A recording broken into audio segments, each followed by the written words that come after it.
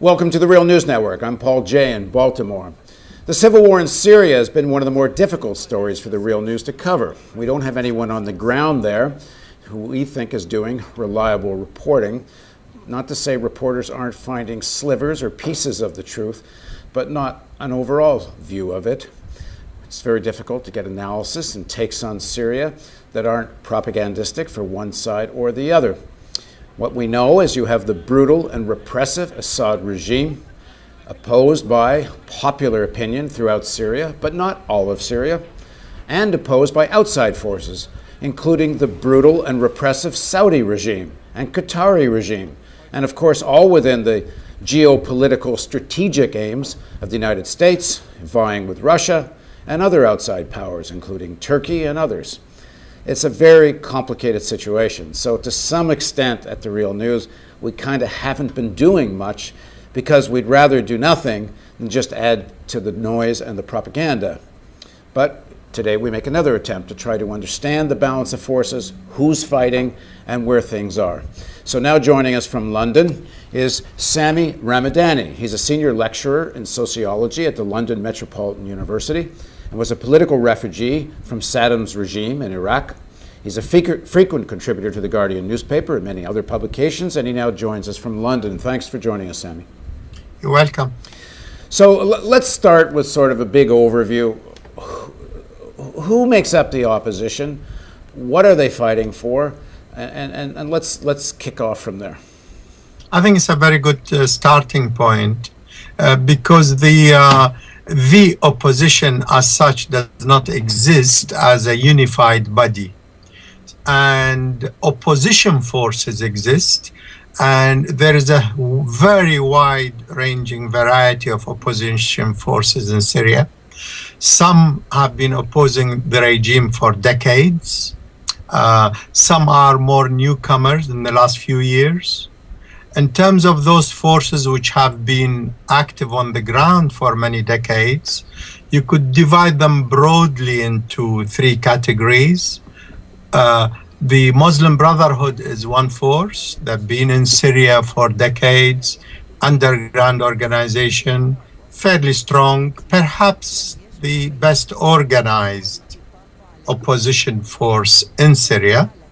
Not necessarily the most popular, but the best organized.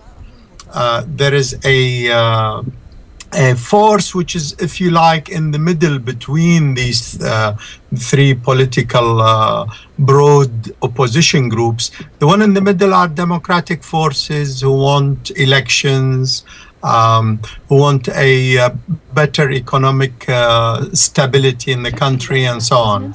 And there is a more left of center and left-wing and socialist type opposition.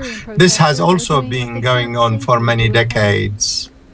All these opposition forces have, especially those on the left and the Muslim Brotherhood, have been the subject of regime repression, successive Syrian governments and so on. Now, more recently, especially after the uprisings in Tunisia, followed by Egypt, opposition to the Syrian regime spread to the streets. There were demonstrations, protest marches, and so on, demanding reform, demanding democratic changes in the country, fighting against corruption, because the Syrian regime is also, at least lower down, is a very corrupt regime.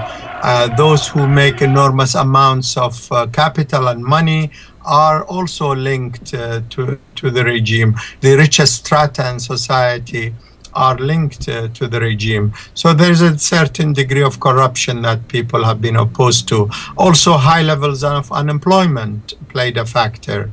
Another important factor that in recent years, the Syrian government started privatizing large sectors of the economy.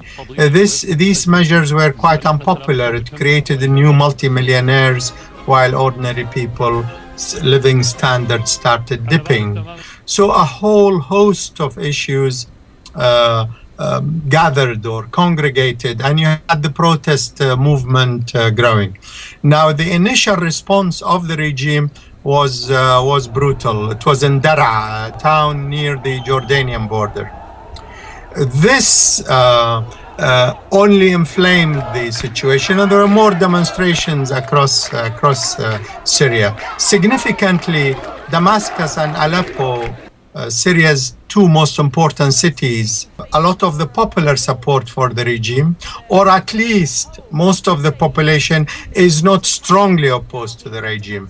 This will acquire enormous significance later on, and to the armed conflict that is going on inside the country. Now, within the opposition forces, there immediately appeared a force which was heavily publicized by Al Jazeera television and Al Arabiya television. Al Jazeera television is owned by the Qatar royal family, and Al Arabiya satellite television is owned by the Saudi royal family members, some of the Saudi royal family members. And these two stations immediately started not only transmitting video of demonstrations, but interviewing certain political figures, both sitting in London and Paris especially, and from Cairo and other cities. And these, and later on from Turkey and Istanbul and Ankara and so on. Some of these opposition figures were immediately talking about overthrowing the regime, while the street was calling for reform, for radical reform and radical changes and so on. Now you could see immediately there is a divergence. Important former regime figures also threw their weight in, particularly somebody called Abdul Halim Khaddam, who was Syria's deputy prime minister under Assad's regime, Assad the father, and somebody called Rifat al-Assad, part of the Assad family. He also fled Syria, a big multi-billionaire.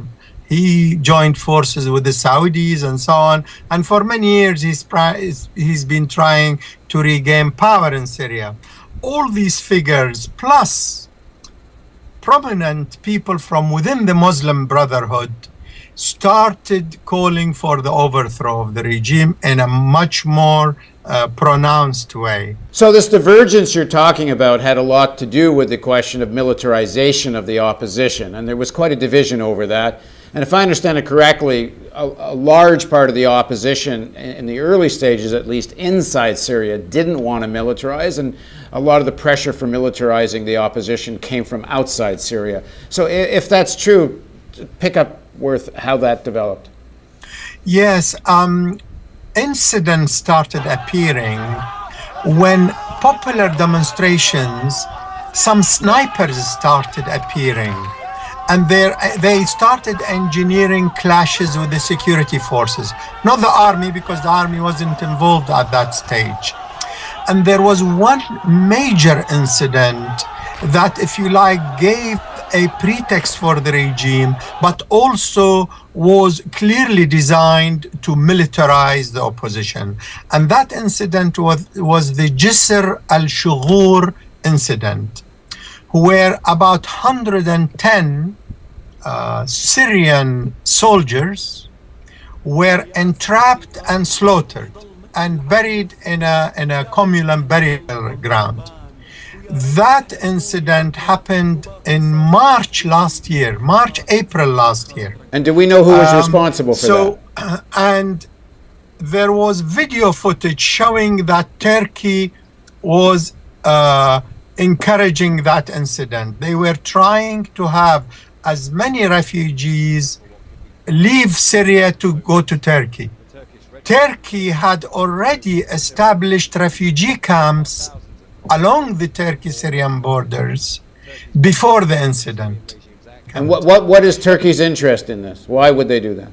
Turkey, as it transpired, became very hostile to the Syrian regime, a complete shift in policy. Remember that Turkey was also very close to Muammar Gaddafi's regime in Libya. They were doing very good commercial deals with Gaddafi, thank you very much. But once the balance of forces shifted in Libya, Turkey switched sides and started backing some of the Muslim Brotherhood type forces amongst the opposition in Libya, and called for the overthrow of the Gaddafi regime. A shift in Turkey's policy is very significant for the region.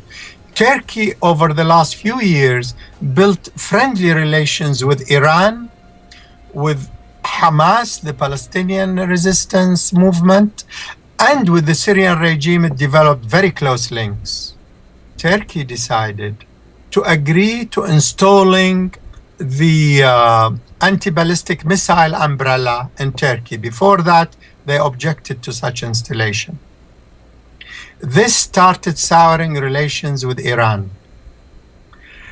When it came to the demonstrations inside Syria, gradually Turkey took the side of those who want to militarize the conflict.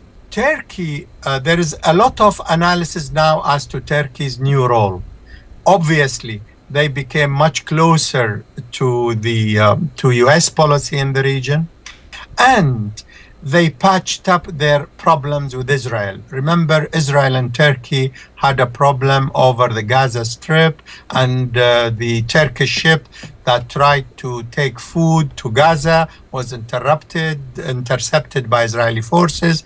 Eight Turkish citizens were killed and so on. But this was patched up.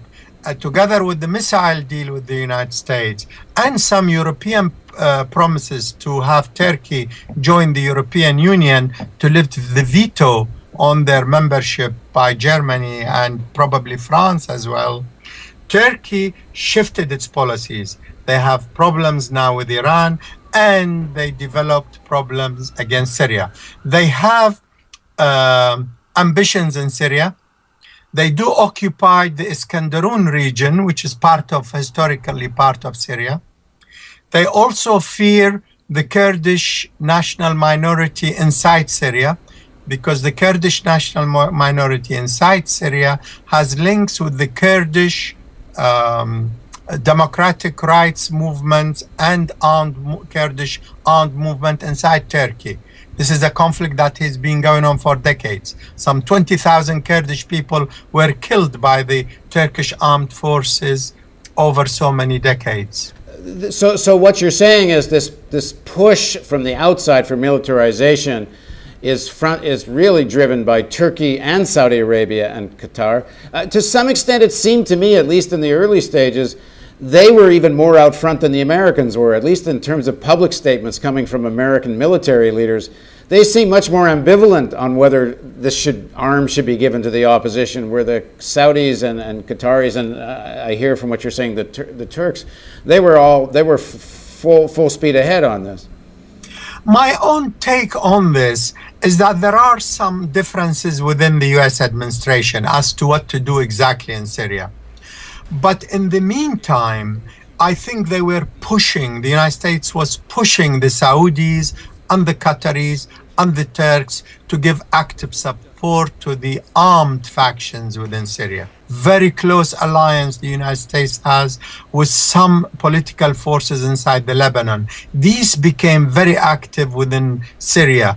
A lot of the arms smuggling were happening not only through Turkey, but through the Lebanese border areas, where these pro-US and even some forces that are close to Israel within Lebanon are very active in terms of smuggling arms into Syria.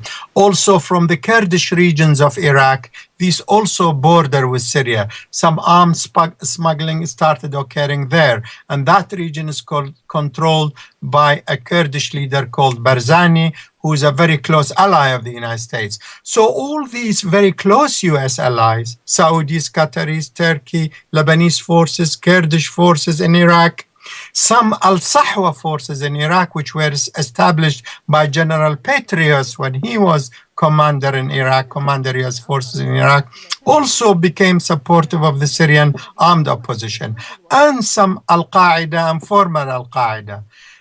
forces started arriving from Libya to Turkey to enter Syria.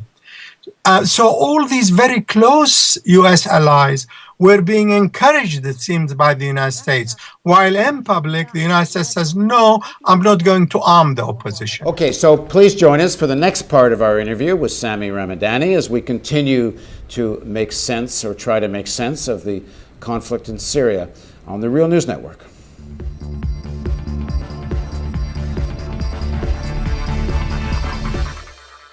Assad regime, opposed by popular opinion throughout Syria, but not all of Syria, and opposed by outside forces, including the brutal and repressive Saudi regime and Qatari regime, and of course all within the geopolitical strategic aims of the United States, is doing reliable reporting.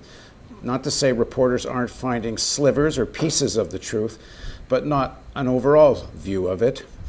It's very difficult to get analysis and takes on Syria that aren't propagandistic for one side or the other. What we know is you have the brutal and repressive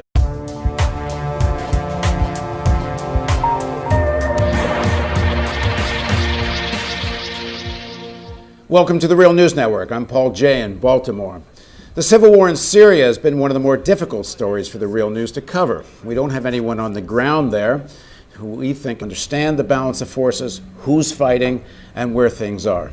So now joining us from London is Sami Ramadani. He's a senior lecturer in sociology at the London Metropolitan University and was a political refugee from Saddam's regime in Iraq. He's a frequent vying with Russia and other outside powers, including Turkey and others. It's a very complicated situation. So to some extent at the Real News, we kind of haven't been doing much because we'd rather do nothing than just add to the noise and the propaganda. But today we make another attempt to try to